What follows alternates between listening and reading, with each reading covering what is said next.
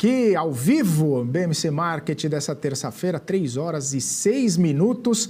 A gente agora recebe o nosso convidado dessa terça-feira, Héctor Sanches, economista-chefe da Ativa, já está aqui conosco para bater um papo e expandir um pouco mais toda essa conversa a respeito da ata do Copom, IPCA 15 e tudo que está movimentando a economia brasileira. Héctor, mais uma vez, seja bem-vindo aqui à BMC, sempre um prazer falar contigo, muito boa tarde para você.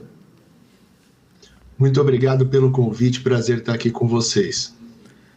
Tori, da última vez que a gente se falou, inclusive, pegou até um pouco a gente de surpresa aqui com perspectivas a respeito do começo do ciclo de corte de juros. A gente falava contigo e você sinalizava só no ano que vem.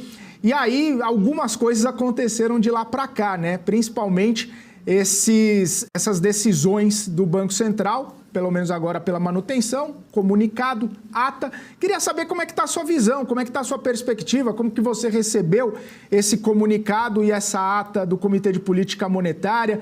Tem mudança na perspectiva, mantém a perspectiva? O que você pode falar para a gente do cenário, né, que a gente teve de lá até aqui? Obrigado pela pergunta. Pois estava um pouquinho mais hawkish, né, do que o resto do mercado. Na esteira, minha opinião se balizava na esteira da desancoragem das expectativas de inflação. Então, com 2025, 26 não convergindo para a meta, né, não via espaço para a autoridade iniciar o seu processo de afrouxamento. Entretanto, e aliás, mudei hoje, se quiser saber, com a ata de hoje, porque até a quarta-feira passada eu estava um pouquinho reticente, evidentemente, dada a pressão que estava ocorrendo, os números que estavam saindo, mas não tinha observado pela autoridade, por parte da autoridade, uma comunicação explícita, como pontuou o Cabral. O Cabral trouxe aí os dados. Aliás, a minha análise de hoje de manhã para a alteração do call foi uma soma de Cabral e Saravalli, porque, na verdade, eu começo a ler o início ali e não vejo nada de novo. Aí, a hora que eu olho o juro neutro, eu falo, ele veio para um call um pouquinho mais hawkish. Então, será que vem, de fato, alguma coisa que vai assustar o mercado? A hora que eu continuo lendo e eu chego no ponto que o Saravalli cita, que ele fala, olha, a maioria foi predominante, e maioria de 8 é 5 ou 6, né?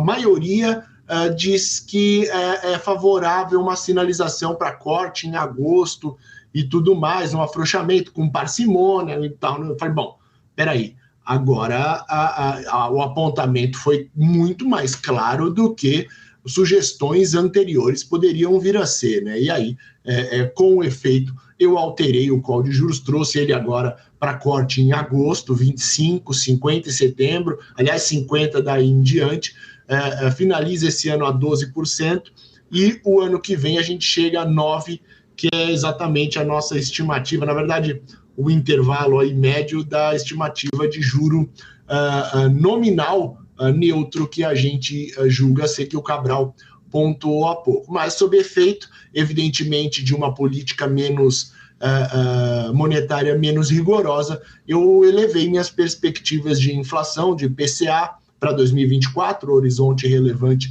até essa reunião, passa de 3,7% para 4%, então vamos perdendo a meta do ano que vem, na minha concepção, em cerca de 100 pontos, e fiz uma elevação também para 2025, de 3,5% para 3,7%, meta essa que vai ser reafirmada ou não agora na reunião do CMN de quinta-feira.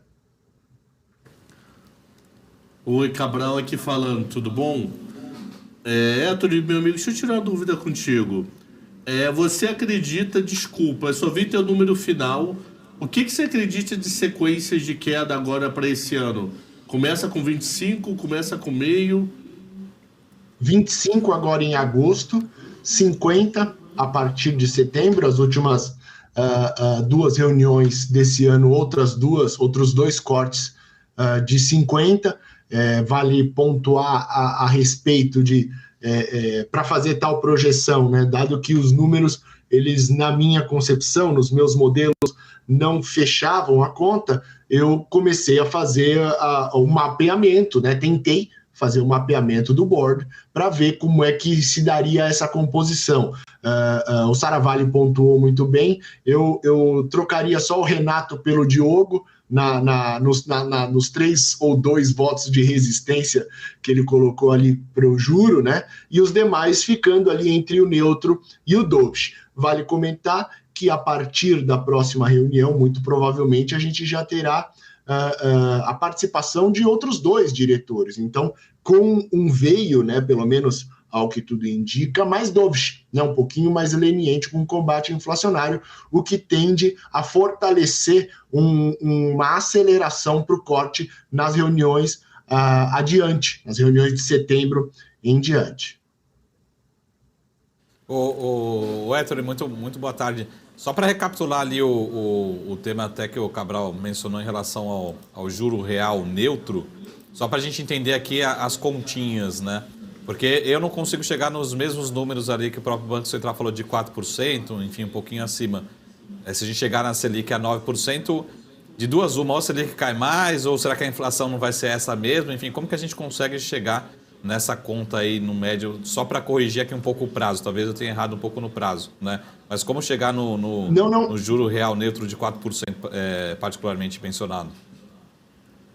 Então, na verdade o 4,5% é o agora, né? E eu também estou um pouquinho para cima disso, a minha avaliação, meus modelos sugerem que o juro real neutro está um pouquinho acima disso, está em 4,5 com 5, na verdade, só que as nossas projeções, elas contemplam uma elevação do juro neutro até 6% no final de 2024, né? E isso se dá não só pelos motivos elencados naquele parágrafo que o BC cita o juro neutro, mas também pelo ingresso ali do parafiscal, né? Bancos regionais e a elevação do dispêndio do BNDES, cuja consulta já subiu 180% em dados recentes nesse primeiro quadrimestre, né? Então, essa entrada dos bancos públicos, né, do parafiscal na economia faz com que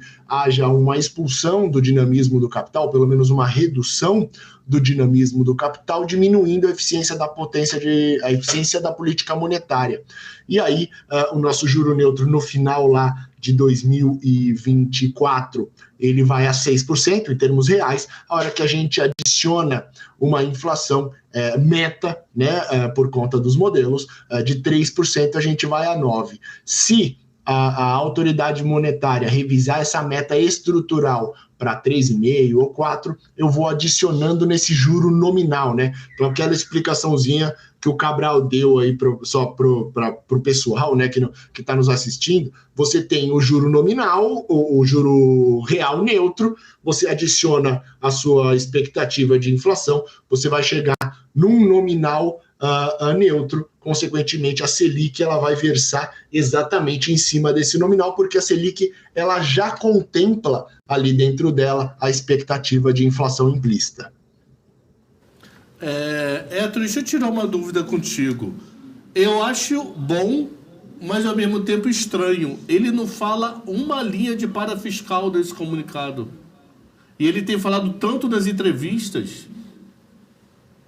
Pois é, dá um veio rock, né? Porque o parafiscal está vindo, né? E não vai poder ser ignorado, inclusive nos modelos.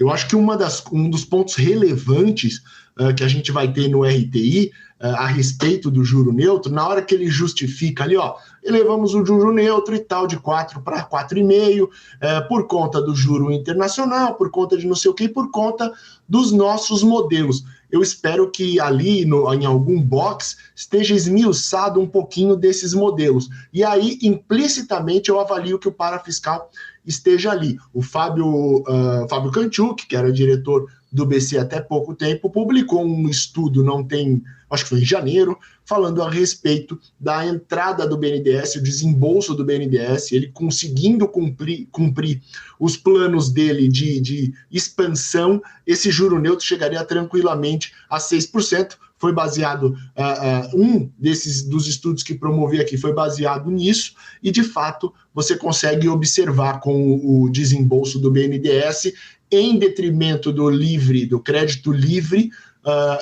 PJ, você acaba vendo essa elevação de juros neutros. Então, eu acho que está implícito ali na hora que ele fala alguns modelos indicaram a elevação do juro neutro, e eu espero que no RTI a gente possa esmiuçar um pouquinho mais alguns modelos.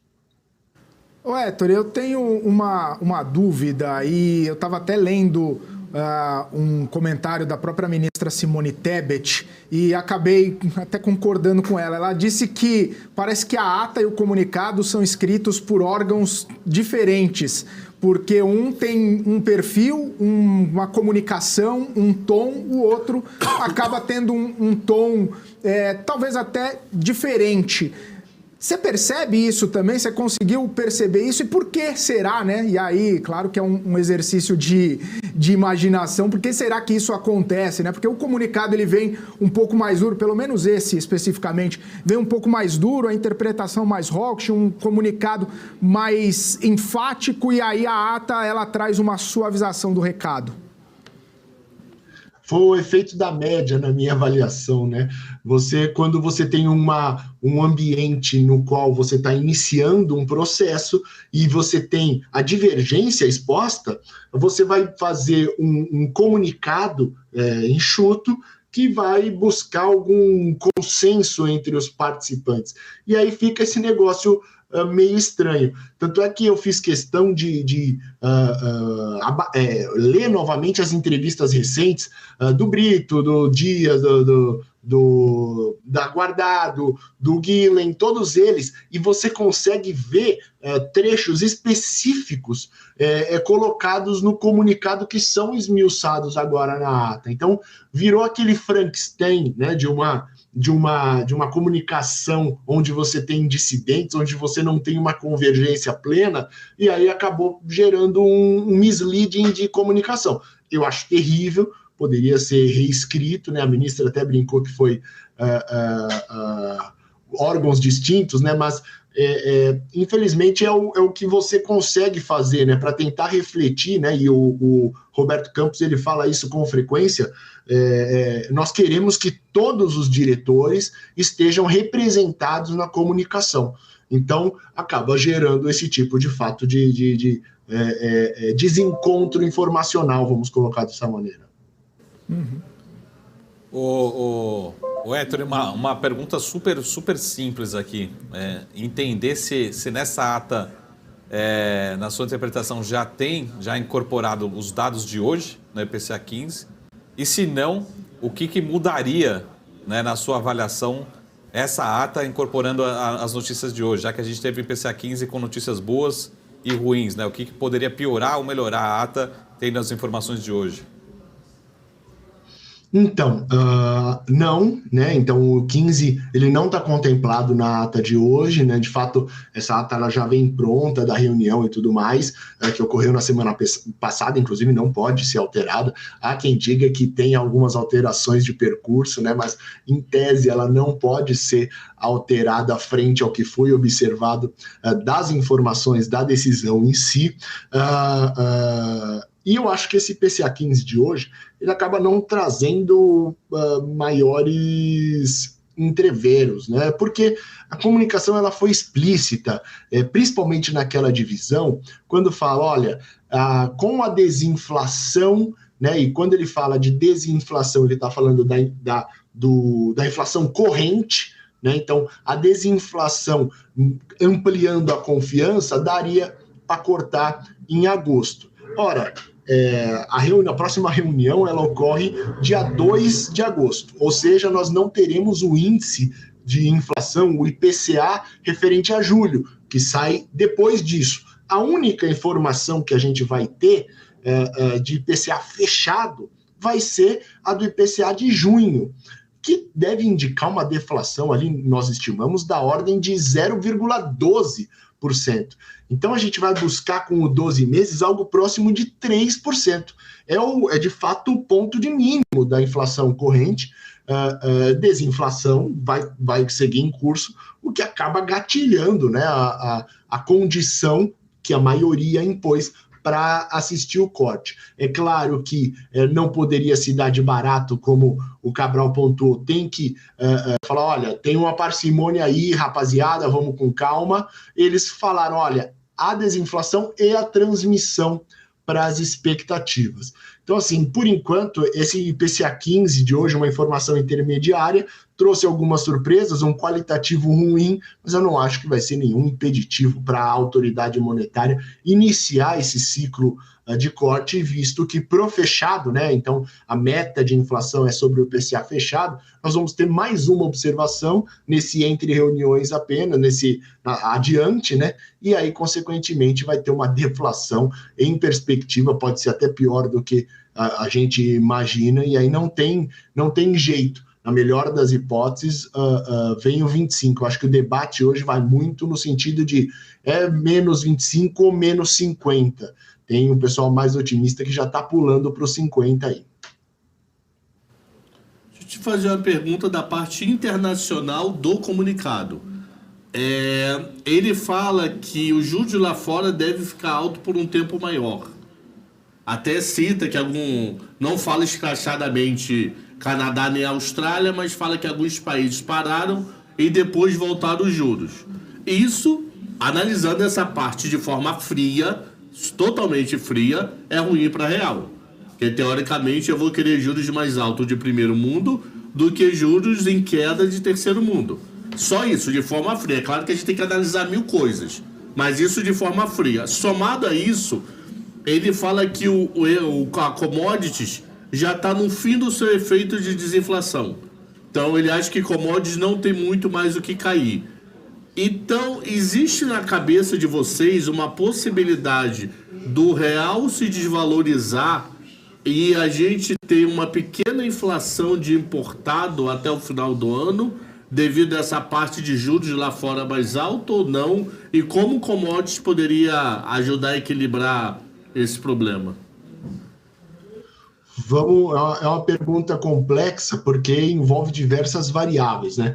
Primeiro, o câmbio, o preço de tela, eu não avalio ele como sendo o estruturalmente reflexo da nação. Nós temos uma condição muito pior do que esse câmbio está indicando.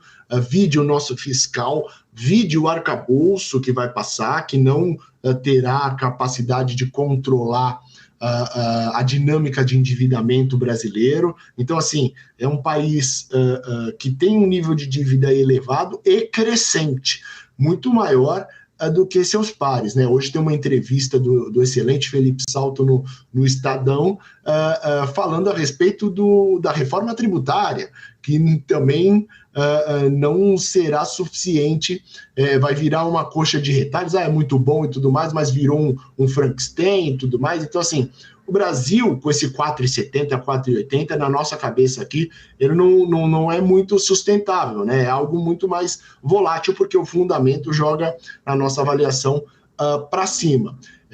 As commodities já fizeram esse papel de desinflação.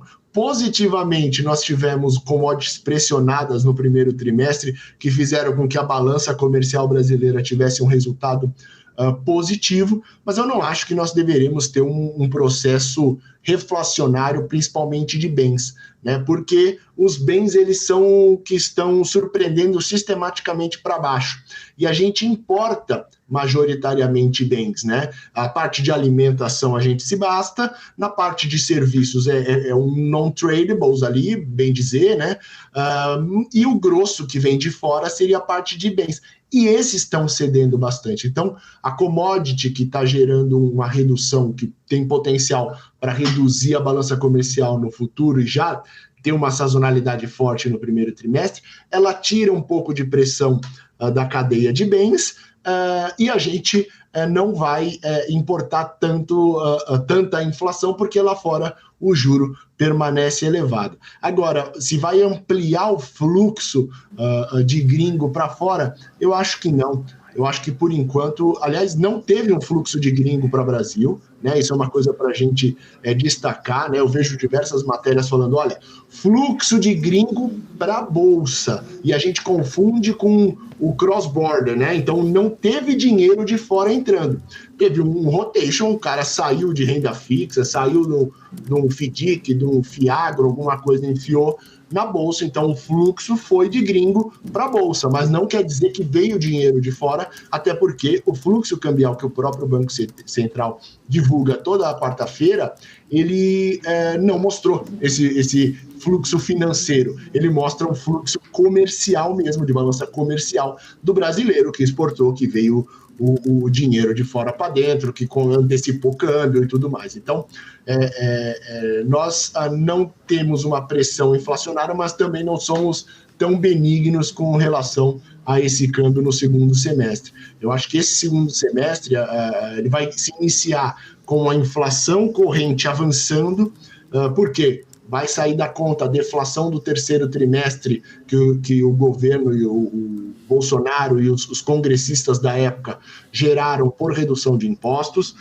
Nós vamos ter uma volta de imposto corrente, com o ICMS, por exemplo, batendo agora em gasolina, e a própria acomodação dos preços, né? Vai sair aquele efeito negativo, como você pontuou, né? Então, inflação é variação de preço. Se as commodities cederam, você arranca a deflação dali, você vai deixar ela no bola-bola, e aí, consequentemente, prevalece o estrutural da inflação, que é refletido pelos núcleos que seguem em patamar muito elevado.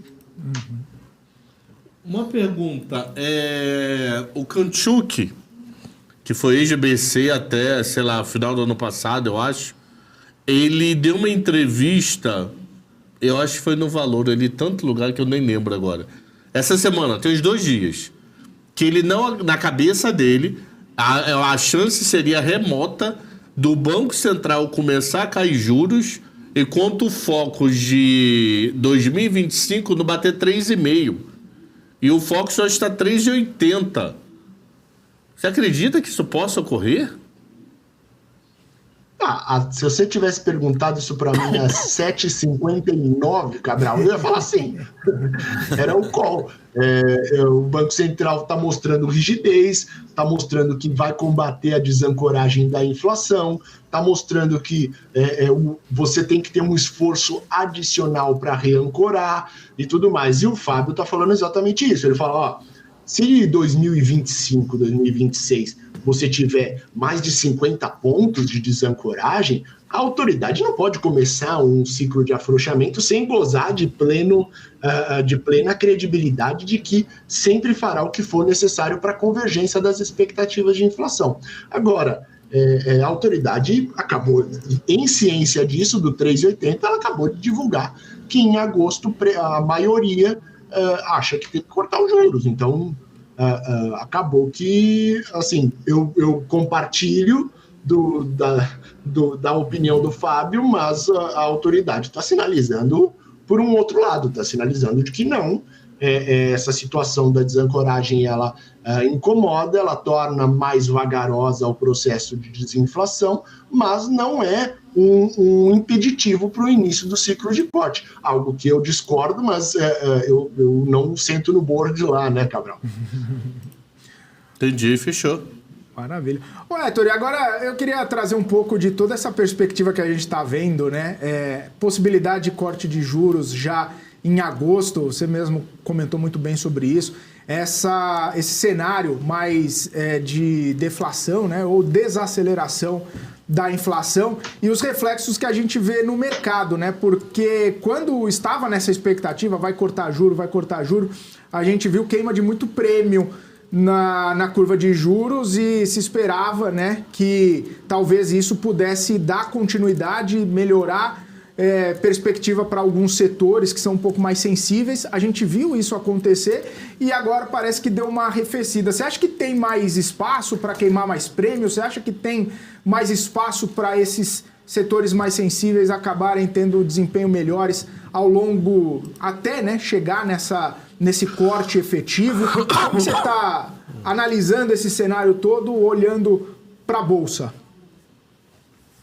Eu acho que existe um momento Brasil. né? Então, inclusive o Pedro Serra, que é o nosso gerente aqui, o nosso head de Equity Research, ele fala muito a respeito disso. Existe um momento no Brasil, um momento que é bom para a Bolsa, que o brasileiro estava fora desse risco, voltou, muito gringo que estava fora voltou, tinha muito ativo subprecificado e tudo mais. Agora, estruturalmente, tem que saber pensar quais ativos a gente vai ficar, né? Então, por quê? A gente compartilha exatamente do mesmo cenário, né? Porque no longo prazo a nossa classificação a nossa, vamos colocar assim, qualidade fiscal não é das melhores, a nossa dinâmica de inflação não é das melhores, nós vamos ficar, ao que tudo indica, num exposto de risco altista para a inflação. Isso porque os indicados novos diretores aparentemente têm uma leniência maior, eles são mais dovish no combate inflacionário. Potencialmente teremos uma alteração da meta de inflação, que vai, mais uma vez, pode denotar essa leniência, esse convívio com um avanço de preços mais célere. Então, assim, estruturalmente, a gente está falando de estruturalmente, a gente está falando de 1, 2, e aí vai indo para frente. O Brasil ainda não tem sinais de mudança categórica, né? Então, é por isso que causou, inclusive, muita surpresa a alteração do guide de rating para Brasil, né? Da S&P. Então, assim, por enquanto a gente ainda está bem reticente em termos estruturais, mas há um momento no Brasil que está gerando um oba-oba. A gente não pode esquecer que uma parte desse oba-oba é mão leve, né? Então que entra num curto prazo para soltar muito em breve, para realizar um lucro rápido, alguma coisa assim. Então tem que surfar isso, mas sempre com muita cautela. Pelo menos por enquanto é up de bolsa, mas estruturalmente não é tanto assim. Uhum.